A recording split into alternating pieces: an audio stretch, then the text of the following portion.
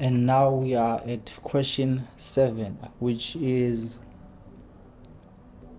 part of trigonometry, which is a trigonometric graph that we are about to deal with. So we have two graphs overlapping one another. So the first question says determine the length of AB, which is the length from A to B or from B to A. It doesn't matter. So 7.1. So firstly, let's get the coordinates of A. So if we look at the coordinates of A on that grid there, it's 0, a half, and 1, or when you go down it's 0, a negative half, and a negative 1. So for the values of A, it's 0 is to a half, and then for B it's 0 and a negative half. So to get the distance of AB, you're gonna say y top minus y bottom.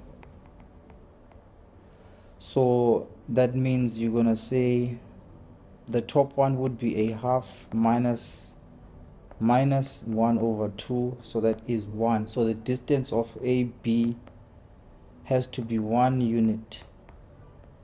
That is how you would deal with 7.1. And then 7.2, it says write down the range of 3 times f of x plus a 2. So it says 3 times f of x plus a 2. So but for the normal f graph, the range has to be that y is between negative half till a half. So for the normal range for the normal f graph, and then that new graph, which is 3 times f of x plus 2, you just have to manipulate your range according to that 3 and that plus 2 over there. So what are you going to do?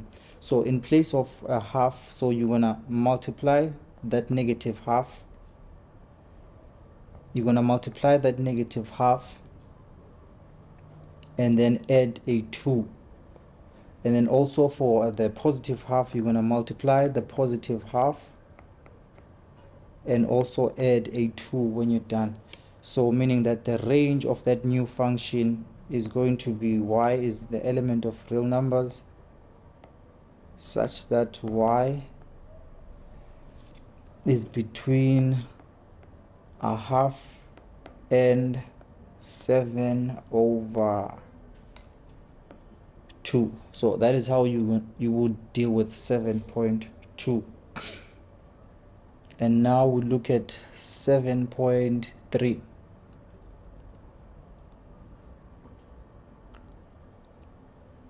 So 7.3 says, okay, 7.3, it says read off from the graph a value of x for which g of x minus f of x is equal to root 3 over 2. So here you just look at the y values of g and the y values of f, and then you are supposed to get root 3 over 2. Root 3 over 2, let's see what is root 3 over 2 equal to. So root 3 over 2 is equal to a 0.866. So meaning when you look at your graph, if we look again at our graph, you must go to g of x, and that value is positive. You must go to g of x, and then you must subtract another y value from f of x, so that you get that root 3 over 2, or that 0.866. So to get that, how do you do that? So if we look at where it says x is equal to a 90. Let's see if we can get that. Yeah, so, and one other thing, g must be above the f value because this value is positive already. So it means that when your x is equal to 90, I think that's where you would get that value there, because at x is equal to 120, g is 1 on the y values, but when it's 90, it's just less than that one, which is closely by that 0.88, that 0.866. So meaning that your x value has to be 90 degrees to achieve that, but you have to double check so that you get this value. So, but the essential part is that g of x has to be above f of x in order for you to make that subtraction of those values. And then we can look at 7.4, which is a case of intervals. So 7.4 comes in series. So we have 7.4.1 first. So it says, for which values of x in the interval -90 up until 240. So 7.1, it asks you for which values is this case true, which is when f of x times g of x is a positive or greater than 0. So in this case, so in order for us to get this one, we know that for a positive number, we know that f has to be a negative and then g has to be a negative so that we get a positive, as well as a positive times a positive gives us a positive. So we must look closely to our graph where we can find those intervals, right? So if you check closely, when x is between 30 and also 90, which is, if we look closely there, between 30 and 90, we can see that they are both positive. So that means that we're gonna get the scenario there where f of x times g of x is a positive. And also another interval, if we look at closely, if we go to 210,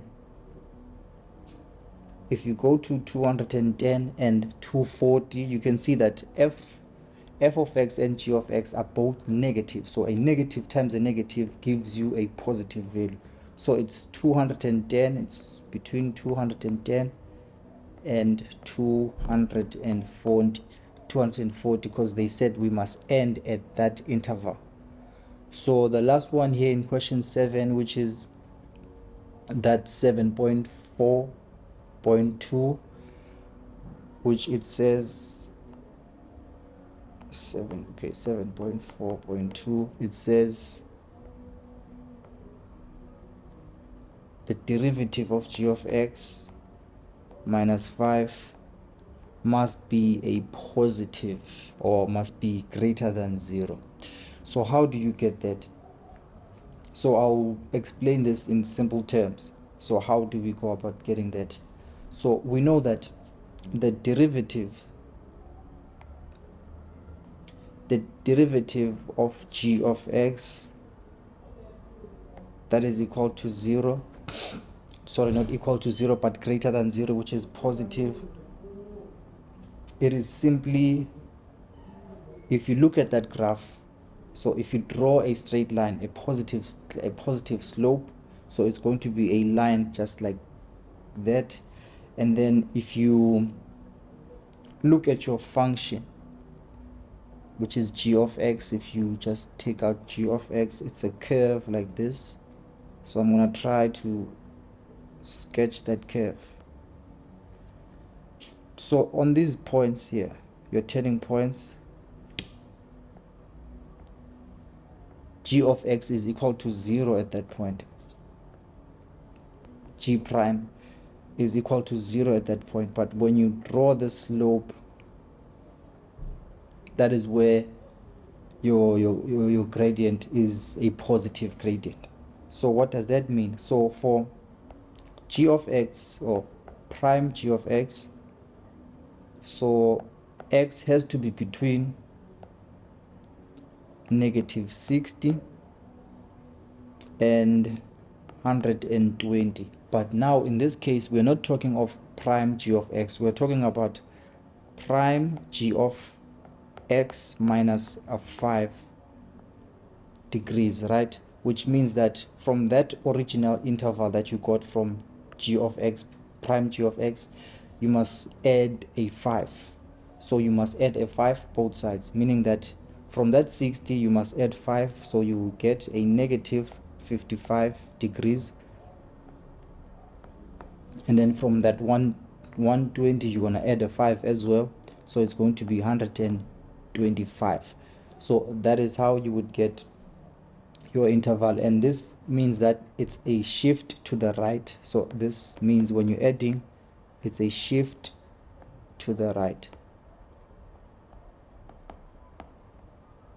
So that is how you would get to the final problem on question 7, which is 7.4.2, and that is the end of question 7.